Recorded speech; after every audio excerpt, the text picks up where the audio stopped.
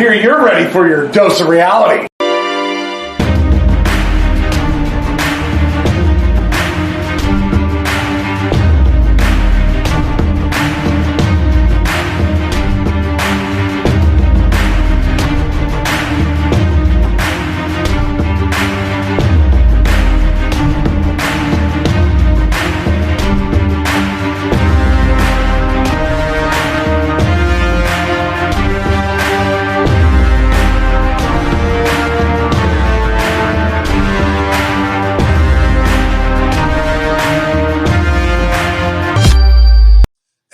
What's up, everybody? Welcome to another episode of the Dr. Quack Podcast. I'm your host, Dr. Quack. And I'm the important one, Mr. Mayhem. And, you know, we've talked about a lot of things here on the Dr. Quack Podcast about important history events, important things that happen in wrestling. Well, that means that we have to sometimes go and look at what's the bad part of wrestling that makes history so good.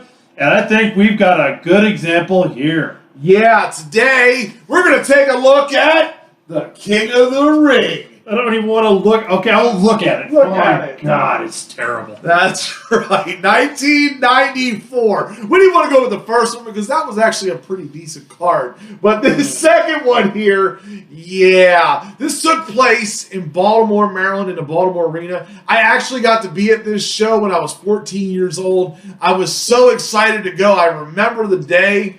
I want you also to remember something. We've also reviewed another pay-per-view that Dr. Quack attended as a child, where the only good match was Kevin Sullivan against Chris Benoit. You need to stop going to wrestling shows. Oh, dude, this was the time. Look, it was the early 90s. You know, what can I say? This is what we had. But they called this the perfect Father's Day gift. And let me tell you, when we get down to this, I'm going to start with it here on commentary. We had the good, the bad, and the ugly. We had Gorilla Monsoon, Macho Man Randy Savage, and NFL Hall of Famer Hart Donovan. Yeah, there is a lot. Hey, how much does that weigh? How much does this weigh? Yeah, how much does that guy weigh? Obviously, it weighs more than Hart Donovan's intelligence about wrestling. Because Hart Donovan, he is widely criticized for his lack of knowledge of wrestling. He obviously didn't know what he was getting into when he was invited to be here. He was openly ignored and mocked by Gorilla Monsoon, and Randy Savage tried to throw him a bone, and when Randy Savage gives up on you, there's a problem. Yeah, I mean, I seen Gorilla back in my days, not just deal with Bobby Heenan, the good side, and Jesse Ventura, but he had to deal with Craig DeGeorge. He had to deal with Luscious Johnny V. Lord Alfred Hayes. And he never ignored them. This is the first time I've ever seen Gorilla ignore another commentator. Openly, in the middle of a question. There was one towards the end where Hart Donovan said, "Did you guys ever do that in the ring?" And they kept right on going. Didn't even acknowledge that he had asked a question. That's right. And to bring this great show in continuance here, we had two great interviewers here. We had Ray Rougeau, which was actually fairly decent, and only one segment, but the main one was Todd Pettengill. The Toddster, yes. which I thought about spraying Gorilla Monsoon because everything was the stir, the Toddster, the Artster. He had a few other things. The only one he didn't say the Razor Stir. He called him the Razor Man. Gorilla Monsoon was starting to lose his skills. Shortly thereafter, he moved his way on up to being the commissioner and president. And that was a good thing because he was starting to lose it here. I think it was because of Hart Donovan, but that's beside the point. Possible. Ring announcer, we had Bill Dunn, and the referees, we had a wide staff here. Great referees here. We have Mike Chioda, Danny Davis, Earl Hebner, and Joey Morella. And we want to say this is the last, very, very last pay-per-view for one of our favorite referees, Joey Morella, who died shortly thereafter. About a month later, he died of a car accident. I think it was July 27th is when he got killed in a car accident. I know WWE doesn't watch this, even though they've bugged our offices and listen and steal all of our advice. But if you're listening, Vince McMahon, Kevin Dunn, Bruce Pritchard, and anybody else who makes decisions, open a referee wing of your Hall of Fame and name it the Joey Morella Memorial Hall of Fame wing for referees. I can definitely agree with that. Ricky Medlock sang the national anthem. That's right. He was a group, the lead singer of a group called Blackfoot. They're a southern rock group from the 60s, 70s, and 80s. They actually still performed a couple of years after this. I wasn't familiar with their sound, although I did like the sound of Ricky Medlock. I might have to go do some research on him, but I wasn't familiar with him. But he did a good job. He really gave a good soulful sound, good strong sound to Maryland, which is right on that fine line where Southern rock can still be considered Southern.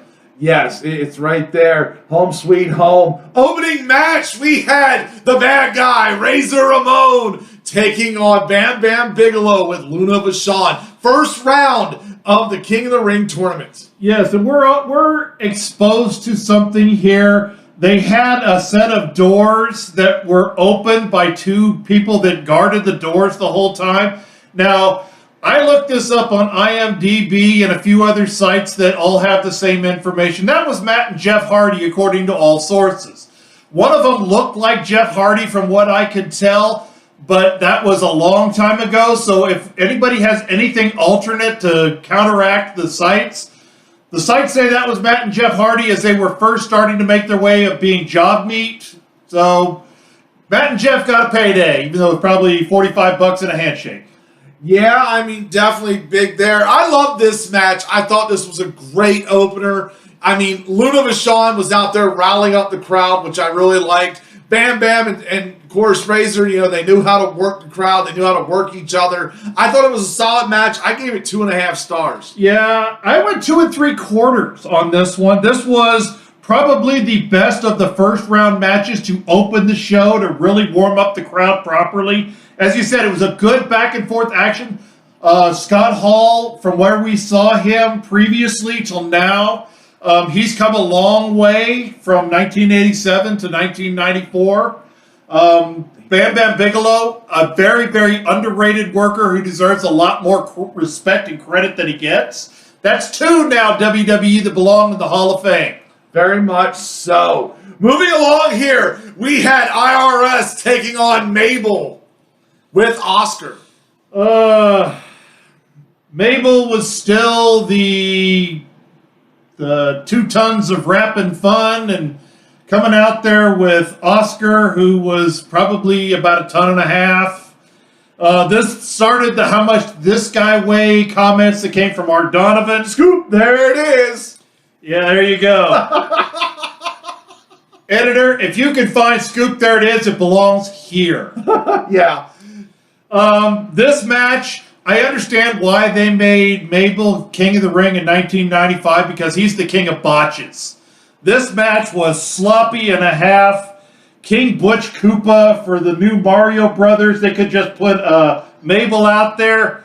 IRS didn't look comfortable in there because he was afraid he might get hurt, because Mabel was known to be very sloppy and hurt people.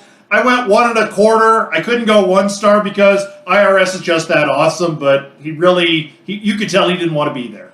Yeah, you really felt it. I gave it 2 stars. I felt like it was solid. It had a lot of flaws in it, and of course, commentary definitely kind of weighed it down a little bit too. Thank you, Art Donovan. Well, at this time, Gorilla was at least still acknowledging his questions. Yes, he was. And by the way, I actually got to meet that man, and he is a great guy, but man, he sucked on commentary. That's just personal here. But moving along here, we had Owen Hart taking on Tatanka. This is the 3rd match of the first round. Owen Hart, excellent, great worker. Tatanka, very underrated. I don't believe he falls into the deserving the Hall of Fame because his time in the E really wasn't stellar. But then again, there is Coco Beware. But this was another good back and forth. The crowd was really into this match. Chris Chavez, Tatanka, Buffalo. He was really doing well, coming along. Owen Hart really started to get into the stride of his own. He had now broken away from Bret Hart. It was whatever you can do, I can do better. And I went 2 3/4 on this one as well. This was another solid match. I don't think, though, that this one would have been as good of an opener as Bam Bam and Razor, but it was still a good 2 3/4 star match. Exactly. I went 2.5. I was a big fan of Tatanka. I was 14 at the time. I had that, tomahawk there, the foam tomahawk. I'm sure if you see it, you'll know what I'm talking about. But yeah, I got to get that there. I was a huge fan of him. I loved Owen Hart, though, just because he was comedy, straight comedy. But, me and my sister, we always rooted against him when I was a young kid. Great match, 2.5 stars. Really enjoyed it. I did too. Like I said, I felt it was 2 3/4, just right about not quite as good of an opener because the action on the first match was a better action match. But this was a good 2 guys putting together a strong showing because they knew whoever was going forward was going to be spotlighted on coming up. How do you guys do this? How do you guys do this? I mean, without pads. I mean, this is crazy. Well, there was also the question of how do these guys get up in the morning? How do you guys move around in the morning? This is when Gorilla Monsoon started checking out. Oh my God, he did. Which, by the way, I think this would be the appropriate time to spray. I really had to think on this one for a long time. I thought about spraying Art Donovan, but it's not Art Donovan's fault. He doesn't have to be a wrestling fan. We don't have to punish him, and we don't have to punish Gorilla Monsoon for having to put up with him. I'm going to punish Kevin Dunn, the guy that actually brought Art Donovan in, figuring, hey, he's a Hall of Famer. He played for the Baltimore Colts. Maybe we'll get some popularity out of him. And they put that guy out there. So, Kevin Dunn, you're getting the spray today, and I'm going to make sure to clean out your teeth. Oh, my God. Yeah, you probably got some crab cake hair caught in your teeth, and that's why you had to bring in Art Donovan. So let's move on here. Sorry, I even broke kayfabe on myself. I understand. So, yeah. Thanks, Kevin Dunn. Really appreciate all of this. Thank you, buddy. Bop, bop. Moving along, the final match in the King of the Ring tournament, we had the 1, 2, 3 kid taking on Jeff Jarrett. 2 guys that I was not a huge fan of coming through him, and I don't like them personally either. But this match was okay. It wasn't great. It was kind of really forgettable. There was not a lot of good action. This was really more of a psychology, storytelling kind of match, but not in a good way. These guys could have done so much more to make this match mean something. The match got a whole lot better after Jeff Jarrett lost the match because he started the trend for the rest of the night of Pile Driver City. There was Jeff Jarrett hit 3 pile drivers on the 1, 2, 3 kid and beat him up for another 6.5 minutes. The match was only 4.5 minutes, and the beatdown was 6.5. So all in all, that gets a 2-star from me. Pile driver! Yeah, we're going to see a lot of that in this show. No, this is the only time a pay-per-view belonged where Coco Beware needed to be on the show, and it wasn't. He wasn't there. And I gave this 2 stars. This just was kind of it was a nice build-up to lead to the next match here, but it was okay. 1, 2, 3 kid was feeling himself out there as far as building his career. So, I mean, he did okay. Jeff Jarrett was okay. That's about how I felt on that. But now we get to move into the championship match. We had Big Daddy Cool Diesel, the Intercontinental Champion, with Shawn Michaels taking on the WWF Champion. That's right, still had this belt here. WWF Champion Bret Hart, who was going to be in his corner. That was the big speculation. Yep. And after speculation, a lot of time they kept going with Bruce or Keith, which are Hart actual brothers.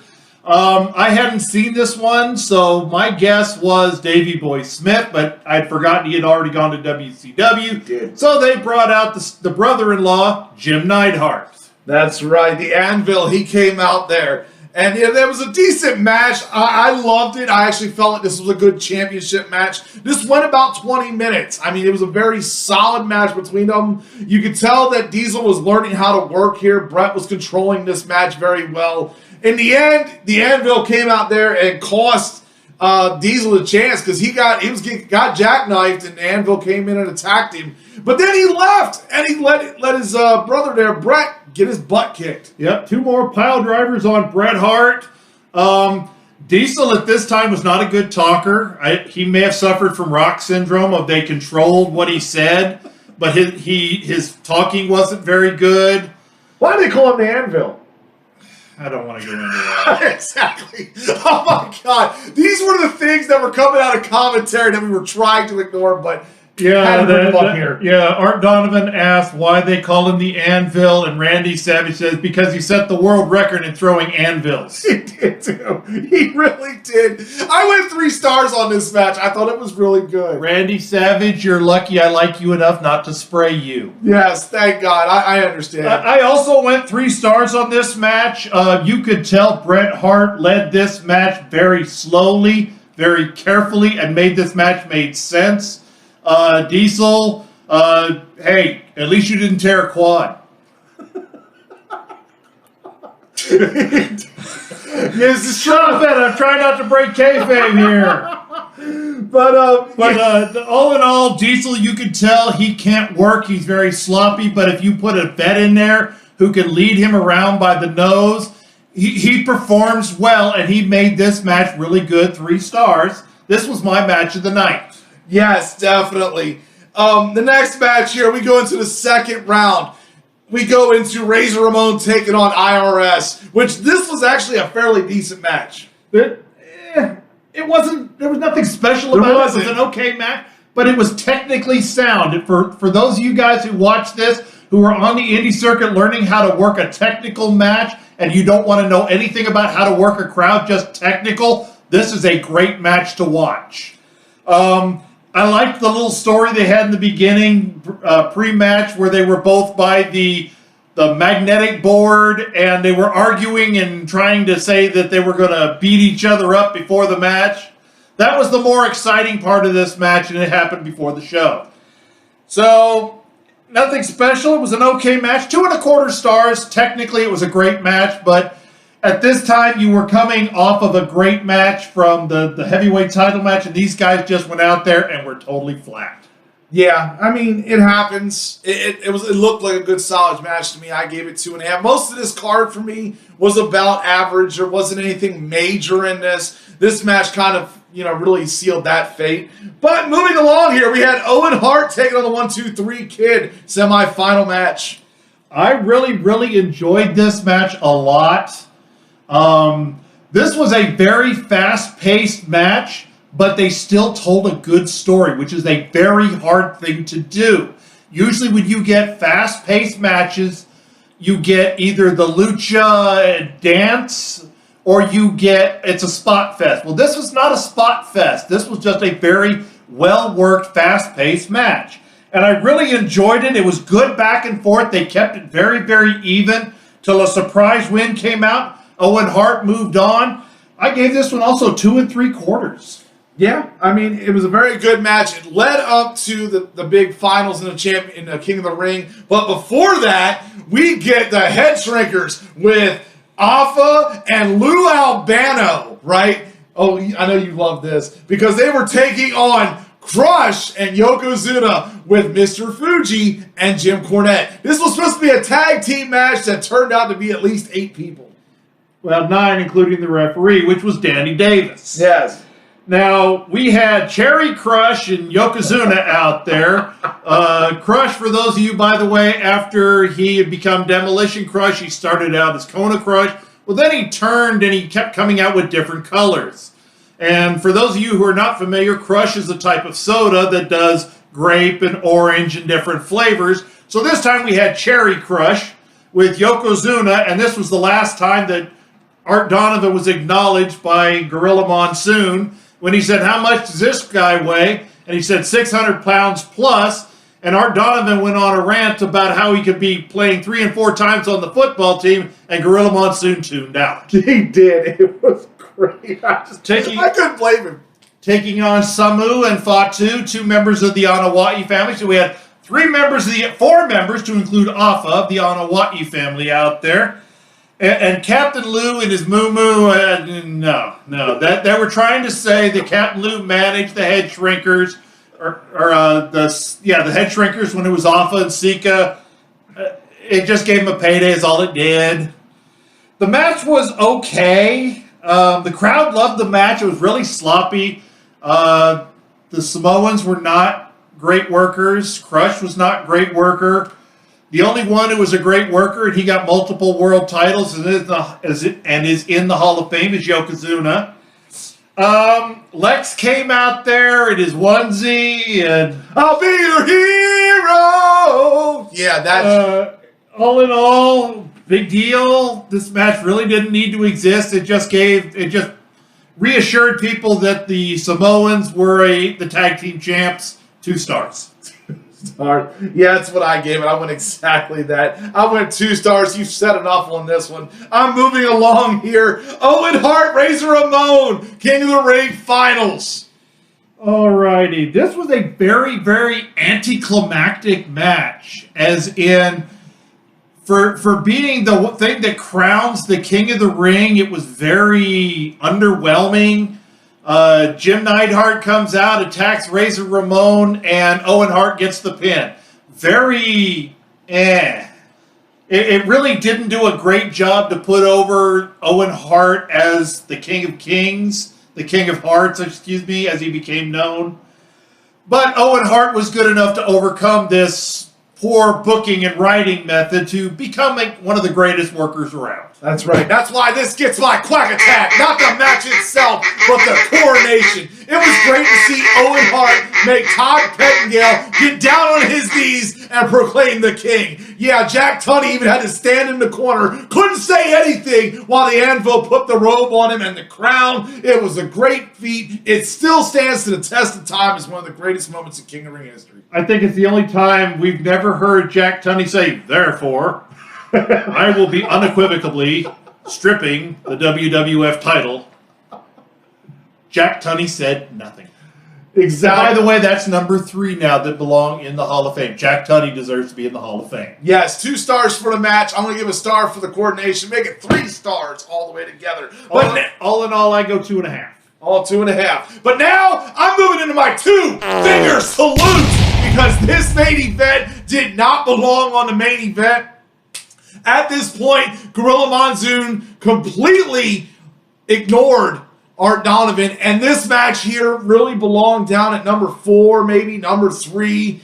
I get they were trying to build Piper as the Hollywood star, and Jerry Lawler just came there, but man, did this match stink! He got it covered. Do we need to spray your fingers off because that was such a bad... You might need to, because God, that is awful. Very light. Make sure we don't... Oh, God, there you go. Just to clean them off there. I'm telling you, because that match was horrible. I mean, why would you book this match? These guys... Piper was losing weight to get ready for his hip surgery. Lawler was just coming in, and both of them worked a really slow Southern style, which... you know, it works like with WCW and the NWA and Georgia Championship Wrestling and all that. But when you're in the WWF and you're wrestling up there in Maryland in a Northeast style area, Southern, around that border, that doesn't really work. And the fans fell flat with it. They did. This one and the heavyweight title match should have flipped places in the order. This match probably would have been more well received by the crowd. The problem with this match is you don't want 2 people who normally work the same style of match in a match against each other. Yes, in reality, the 2 guys on the microphone, this would be a dream match. But putting 2 guys who mostly punch, kick, and eye poke, you get a 1 3/4 star match like this main event. These guys really had the exact same style. The crowd kind of, sort of wanted to like it, but then they gave up because it never got any better.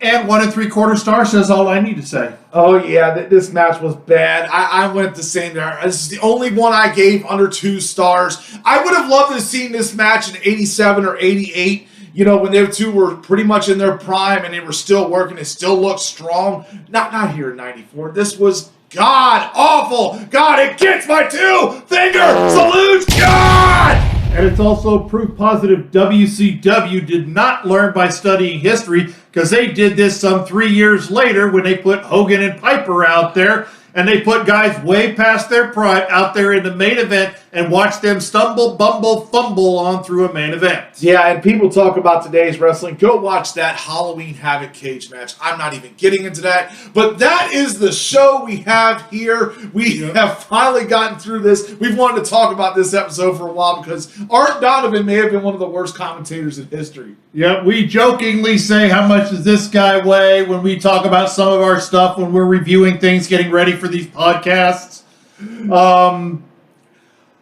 So, in closing from me, as we've said many times, to learn from the bad of history is to watch it and learn never to do it again. Oh, did you want to say bad? Hold on. Let me show you what we got coming up next. No.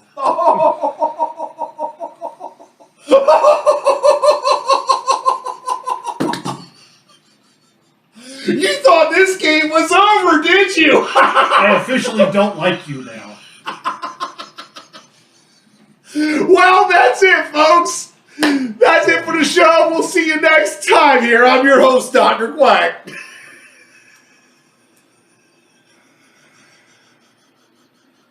And I'm the important one, Mr. Mayhem, saying we're taking you down the road of what's wrong with wrestling because right now it's in a boon again. Hopefully it keeps going up and hopefully they don't make these mistakes. And we're out.